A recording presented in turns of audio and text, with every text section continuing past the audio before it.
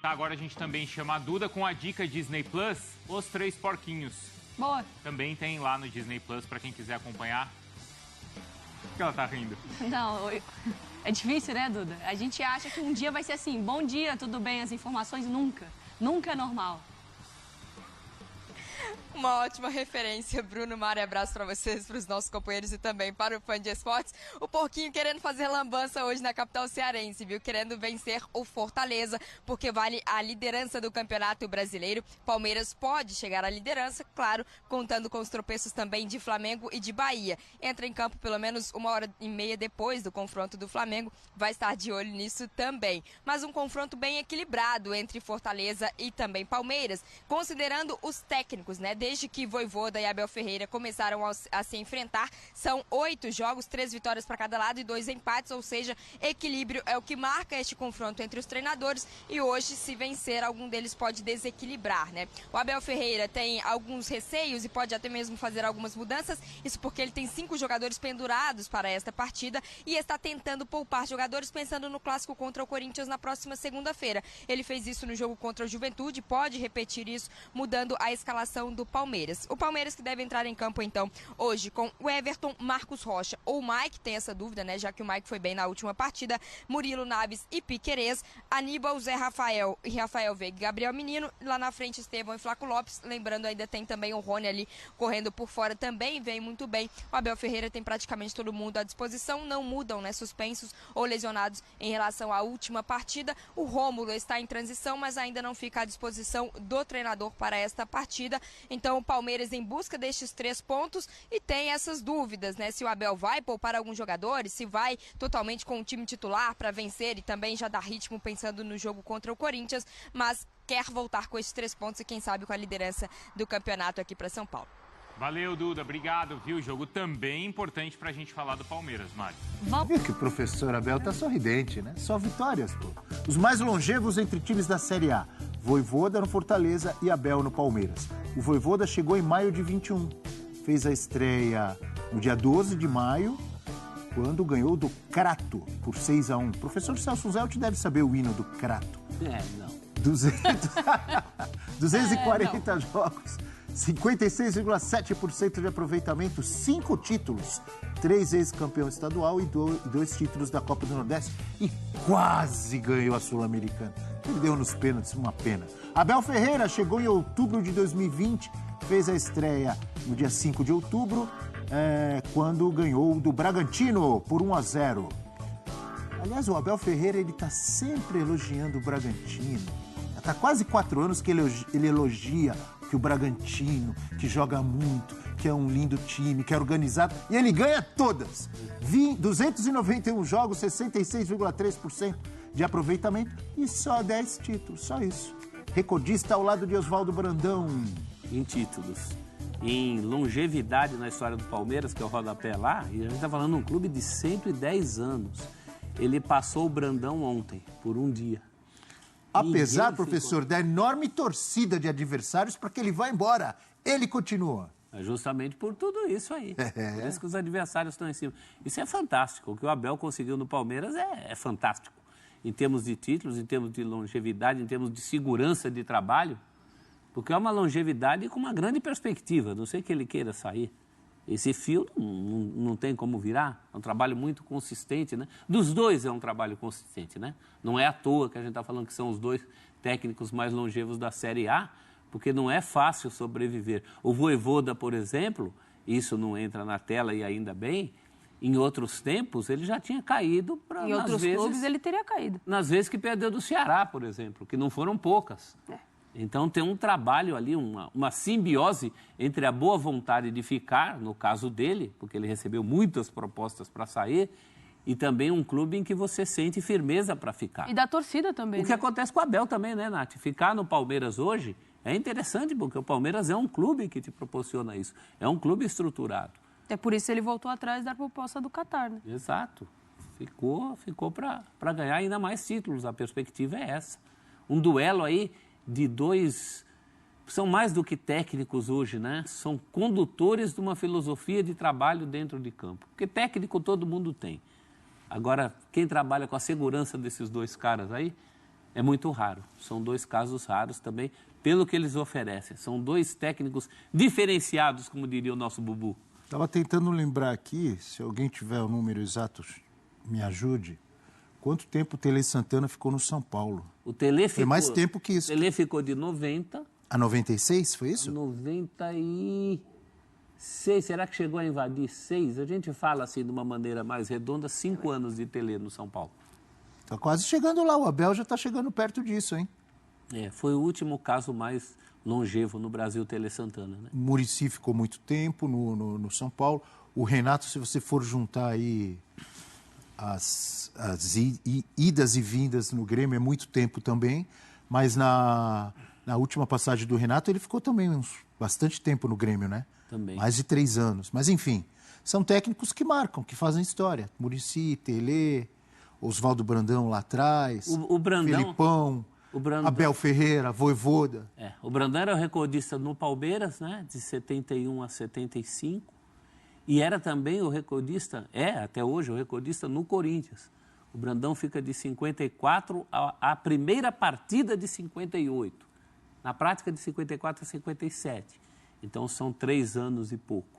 Ele ficou de 1990 a 96 mesmo, professor. O Tele. Tele, né? No São Paulo. É que esse 381 jogos. Esse 96 não é um 6 cheio e o 90 também ele chega em meados do Brasileiro de 90, já segundo semestre. Então, tira um pouco de 90, tira um pouco de 96, dá 5 anos. Eugênio Leal, Natália Ferrão. Natália, fale sobre Vojvoda e Abel Ferreira. O que vem à sua cabeça, Natália Ferrão? Trabalho. E resultado. As 2 coisas aliadas, Abel. O Vojvoda, ele me chama atenção porque em muitos momentos, porque o Abel é mais, talvez ali de resultado principalmente, olhando questão de títulos, são 10 títulos do Palmeiras, e aí a questão do investimento também do Palmeiras, obviamente, é um pouco maior do que o Fortaleza montou aí nos últimos anos. Mas o Vojvoda, ele me chama a atenção porque a gente vai lembrar, obviamente, o quanto o futebol brasileiro ele é tido por resultado. Né? O Fluminense, apesar de ter vindo de um título, não tem resultado nessa temporada com o Diniz, tchau. E aí eu não estou julgando se é certo ou errado, mas é a cultura do futebol brasileiro. O Vojvoda, em 2021, a gente está em 24, não, 2022, ele ficou na zona do rebaixamento boa parte do campeonato no primeiro turno. Porque ele estava olhando para a Sul-Americana. Em qual clube no Brasil ele teria ficado no comando? Nenhum. Nenhum. Definitivamente. Além disso, tem o que o professor citou, essa questão da disputa ali com o Ceará, que é o maior rival. E tem uma questão também, Abel, desse caráter dele de, não, eu não vou aceitar outra proposta. Aqui eu tenho um trabalho, aqui eu tenho um objetivo e um planejamento, e enquanto a diretoria entender... Isso vai ser uma via de mão dupla. Ele teve a oportunidade de sair para clubes de eixo, ele teve a oportunidade, mas ele acredita na estrutura, no projeto e assim fica. Então, acho que os 2 treinadores, eles refletem muito o que é trabalho, planejamento e colhendo resultados. Boa estrutura. Exato. Né? Tanto Fortaleza quanto Palmeiras. E é óbvio que quando fazem bom trabalho, os técnicos são cobiçados. Sim. A Natália acabou de lembrar e de citar o Vojvoda. O Abel também foi cobiçado. Quase foi embora, Eugênio. Chegou até a assinar o contrato. Mas está aí. Ficou, renovou e pelo jeito vai ficar ainda há muito tempo ganhando títulos ou, no mínimo, disputando. É um trabalho impressionante, um trabalho histórico. Por tudo que já conquistou, por tudo que já representou para o Palmeiras e pelo que ainda pode vir por aí, né? Porque Sim. não dá sinal de que ele vai parar. Isso é muito interessante. Agora, tinha a pergunta ali, né? Qual é o legado maior e tal. Eu acho que, assim, que são prateleiras diferentes. É importantíssimo o momento do Fortaleza. Para a história do Fortaleza, a representatividade é muito grande, mas o padrão das conquistas do Palmeiras está num outro nível em relação ao Fortaleza. O Palmeiras tem conquistado aí grandes títulos, os maiores possíveis, né, no nosso continente. Foi campeão da Libertadores 2 vezes, foi campeão brasileiro, tem sido campeão brasileiro em sequência, né, tem disputado títulos numa prateleira diferente. O Fortaleza chegou à final da Sul-Americana, acabou perdendo nos pênaltis, infelizmente, mas você vê que, é claro, A gente tem que dimensionar o investimento de um, a tradição de um com a do outro, mas me parece mais impressionante o que o Abel faz. Eu gostaria muito de saber se o Fortaleza proporcionasse ao Vojvoda o investimento que o Palmeiras proporciona ao Abel, se ele conseguiria esses mesmos resultados.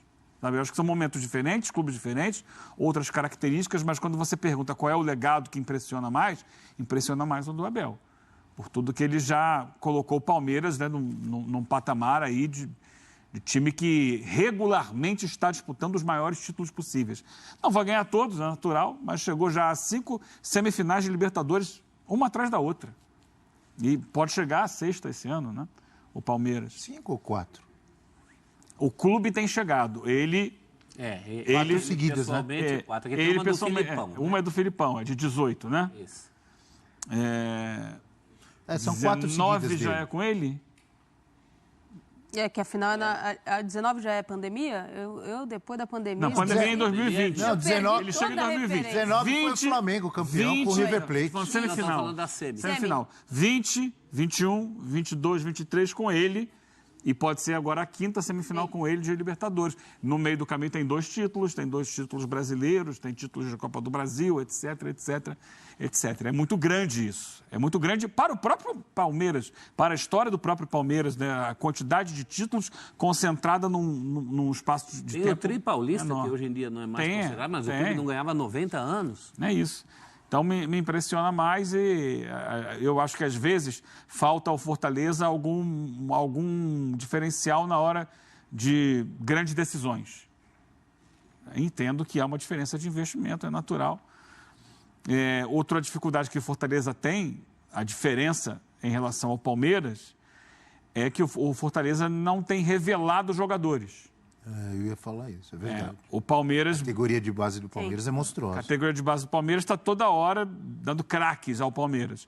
O Fortaleza não conseguiu fazer isso ainda. É um exemplo de grande administração no futebol brasileiro, mas o que falta, né, nisso daí, falta você trazer da base jogadores que possam preencher o time principal. Você falou bem, craques, mas não só craques, muito bons coadjuvantes. Também. Vamos falar de Danilo, de Gabriel Menino, de Patrick de Paula, de Vanderlan e outros. Naves, não são craques, mas ajudam muito. Todos esses. Luiz Guilherme, além de Hendrick, além de Estevão. Olha quantos jogadores falamos aí. Não. Todos esses campeões. Compõem um time. Fora os Fabinho. Fabinho, é verdade. Né? É muita gente, hein? É por isso que tudo isso é consequência de uma coisa maior. O bom trabalho. Sim.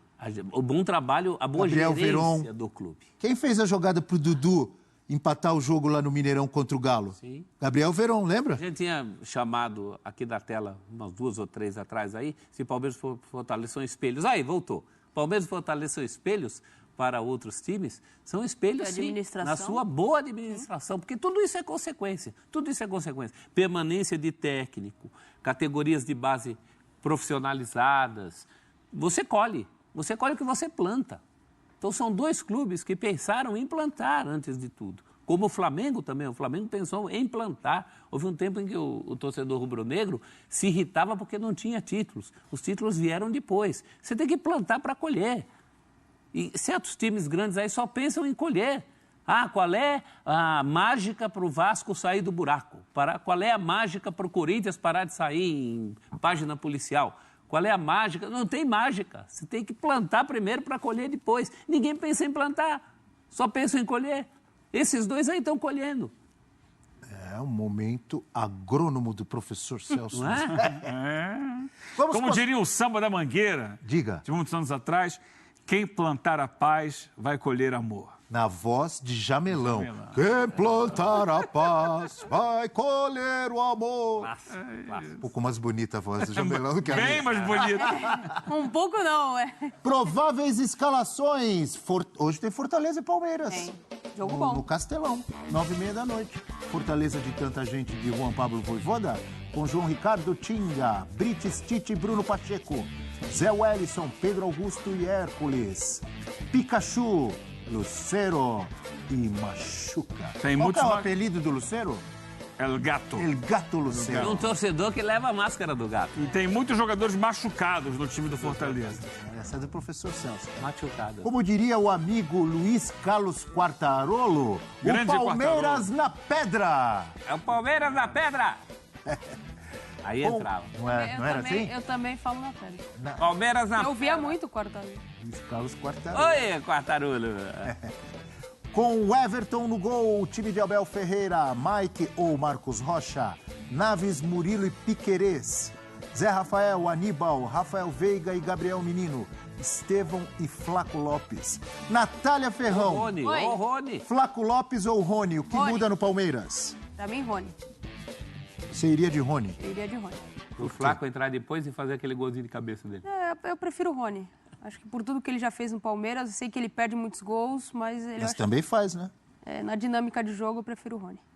Eu daria a camisa para o Rony até para ele retomar.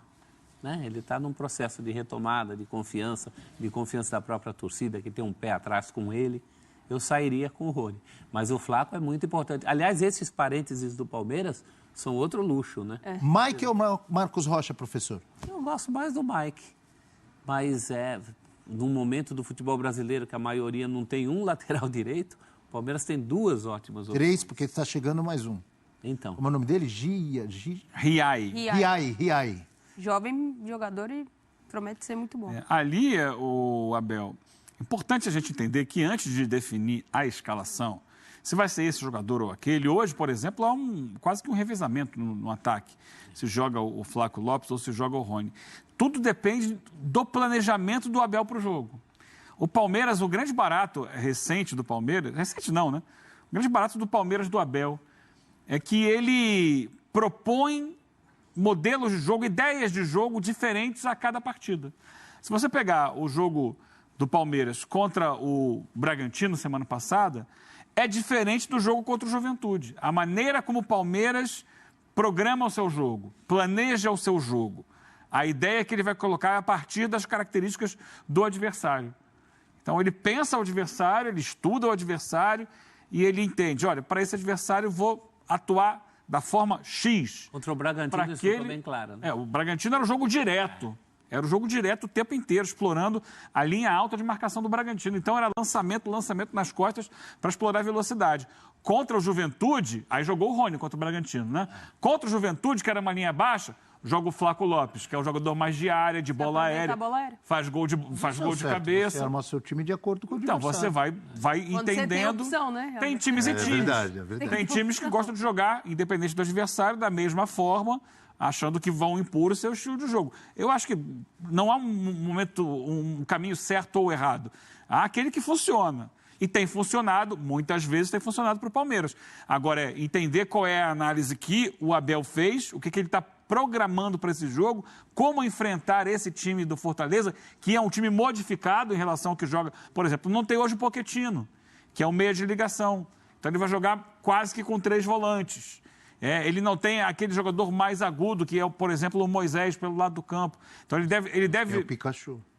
Tem o Pikachu que, joga vôlei. Por algumas prévias, talvez ele jogue na função do Pochettino e não pelo lado do campo. Aí o Hércules fecha mais pela direita. Só que o Hércules, embora chegue bem na frente, ele primeiramente é um jogador mais de marcação. Então, é entender qual é a provável escalação do Fortaleza e o que ele imagina que o Fortaleza fará no jogo para ele escolher qual é a melhor formação do Palmeiras.